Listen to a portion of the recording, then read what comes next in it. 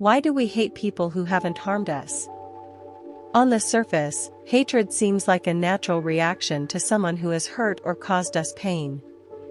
But human reality is more complex. We often find ourselves repelled by people who haven't wronged us, who haven't even exchanged a single word with us. This paradox raises a profound philosophical question: how can hatred arise in the absence of harm? Humans don't always see others as they truly are, but rather through the lens of their own experiences, fears, and desires. We might hate someone because they remind us of someone who caused us pain in the past, projecting our old feelings onto a new face that hasn't done anything wrong. In this case, hatred becomes a reflection of our memories more than a judgment of the person themselves. On the other hand, hatred can also be born of comparison. Humans constantly compare themselves to others, and when they see someone who possesses what they lack, beauty, success, confidence, or popularity, they may feel a kind of hidden unease. This feeling isn't always conscious envy. It can morph into unjustified aversion or hatred. The presence of another reminds us of what we believe we lack, so we attack their image instead of confronting our own inner deficiencies. Furthermore, the human mind tends to make hasty judgments.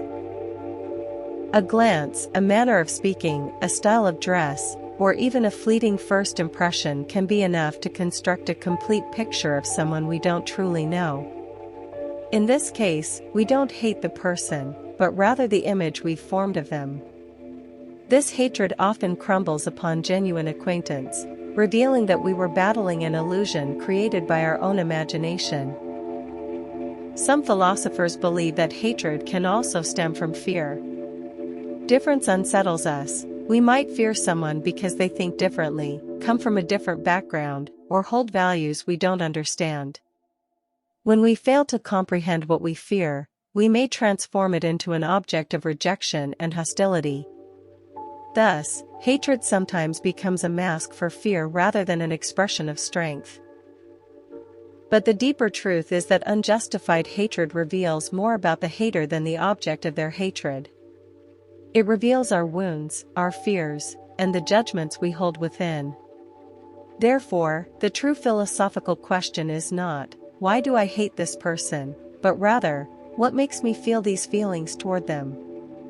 Human maturity begins when we realize that our feelings are not always a reflection of reality. The person we hate may be innocent of all the qualities we attribute to them, and the fault may lie in the mirror through which we look, not in the image we see. Therefore, resisting unjustified hatred is not merely defending others, it is also a journey toward deeper self-understanding and shedding the illusions that separate us from the true nature of humanity. Ultimately, hatred may not always stem from what others have done to us, but rather from what we haven't reconciled with within ourselves. Thus, self-knowledge remains the shortest path to understanding the reasons for our hatred of others, and perhaps to transforming that hatred into understanding, then into forgiveness, and perhaps even into love.